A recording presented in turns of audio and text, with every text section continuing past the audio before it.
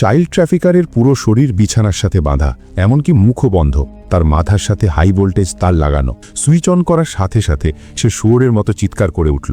গল্প শুরু হয়। এই দিন একজন গোয়েন্দা গোসল করা অবস্থায় এক চাইল্ড ট্রাফিকারকে ধরে ফেলে। কিছু বোঝার আগেই ডাক্তার একটি ধারালো সূচ বের করে, তাতে মারাত্মক জম্বি ভাইরাস ভরে তার চামড়ায় ঢুকিয়ে দেয়। ঘুম ভাঙার পর সে আতঙ্কিত হয়ে দেখে চারপাশে ভয়ঙ্কর সব চিকিৎসার সরঞ্জাম। এখানকার ডাক্তাররা তাকে মোটেও ছাড় দেয় না। প্রথমে তার সারা শরীরে লঙ্কার জল ছিটিয়ে দেয়। তীব্র জ্বালা পোড়ার কারণে সে অসহ্য কষ্ট পায়। এরপর তার মুখে দুর্গন্ধযুক্ত মোজা ঢুকিয়ে দেওয়া হয়। শোনা যায় ডাক্তাররা শুধু অরক্ষিত শরীরকে শাস্তি দেয়, ধরা পড়লে সমস্যা হবে। এরপর প্রায় চাইল্ড ট্রাফিকারকে তুলে আনা হয় আরও নিষ্ঠুর দ্বিতীয় পরীক্ষার জন্য।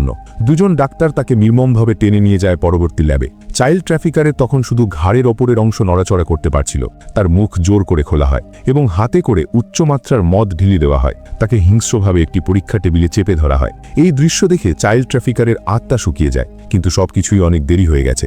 নার্স তার মুখ জোর করে খুলে দেয় এবং এক গাদা অজানা ওষুধ দ্রুত ঢেলে দেওয়া হয়, যাতে সে সবকিছু শোষণ করতে পারে। তার মুখ দুহাত দিয়ে শক্ত করে বন্ধ করে দেওয়া হয় এবং উচ্চমাত্রার মদ আবার তাকে পান করানো হয়। অতিরিক্ত মাত্রার কারণে চাইল্ড ট্রাফিকার ঘটনাস্থলেই জ্ঞান হারায়। দ্রুত ইলেকট্রিক শক দেওয়া হয় যাতে তার জ্ঞান ফিরে আসে।